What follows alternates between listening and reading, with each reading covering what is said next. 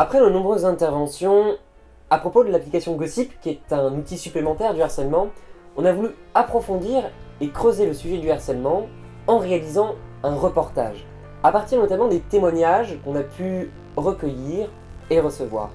Vous trouverez dans ce reportage le témoignage d'une fille qui, au cours d'une réunion SGL, nous avoue avoir été harcelée sans vraiment qu'elle le sache, et elle va revenir sur ces quelques années auparavant qui avaient pu être douloureuses.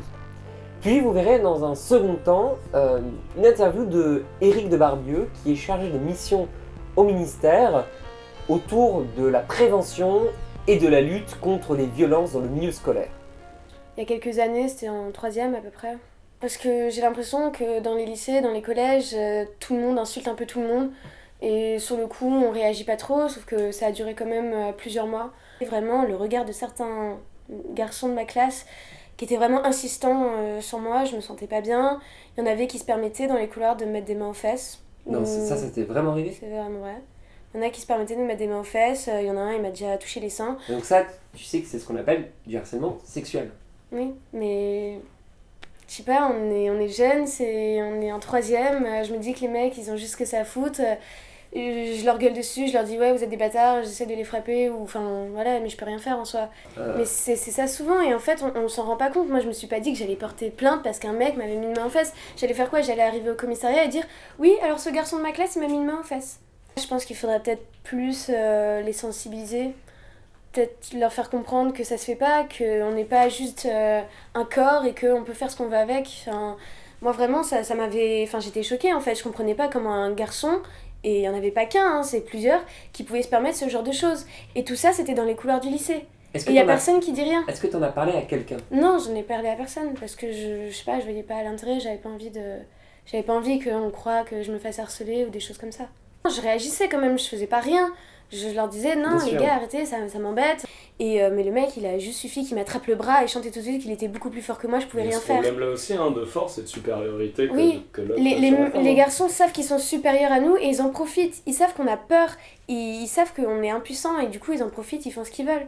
Et ça, c'est vrai, hein. Ça, c'est un débat de tous les jours, mais surtout, c'est un débat de la nuit des temps. Hein. Bon, est-ce que du coup, tu t'autorises à ce qu'on diffuse ça? Oui, bah oui.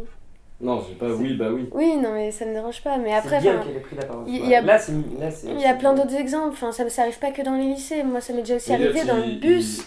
Dans le bus, j'arrête de filmer. un mec... Après ce témoignage, on a voulu en savoir plus sur ce qu'est le harcèlement et pourquoi des gens pouvaient être amenés à harceler. Comment lutter contre le harcèlement. Nous sommes allés à la rencontre de Éric de Barbieux.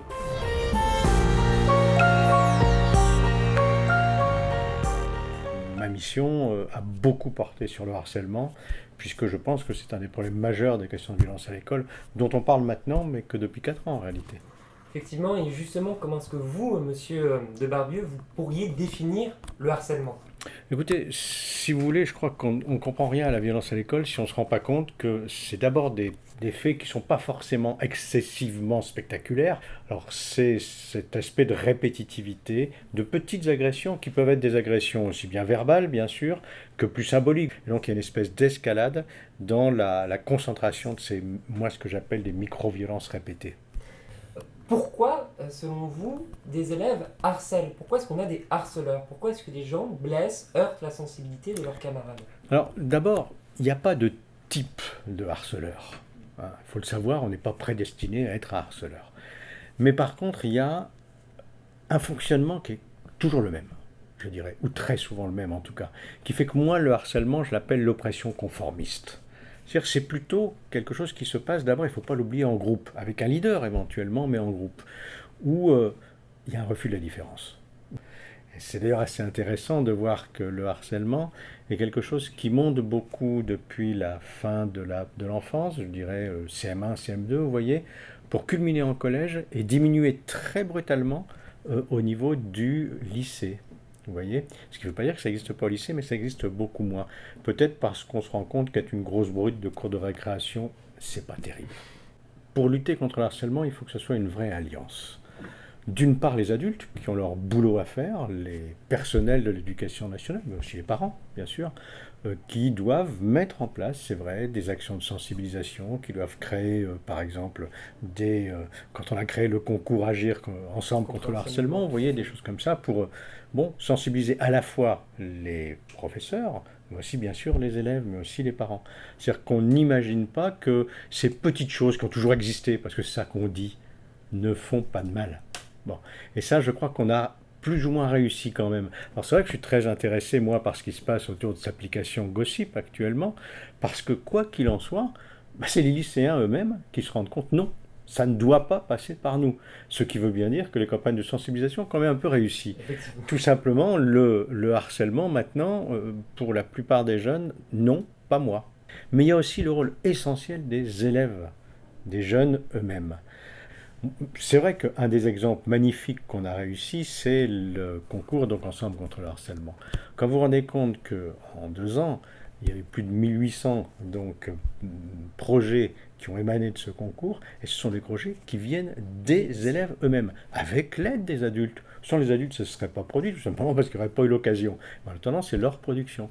Et ça, c'est très intéressant. D'ailleurs, on a vu des cas de harcèlement qui avaient été réglés parce qu'il y avait ce concours. Et où ceux qui faisaient le scénario, par exemple, c'était des élèves qui avaient été ou qui étaient harcelés. Donc de ce côté-là, je crois que là, c'est un exemple assez concret de ce qui peut se faire.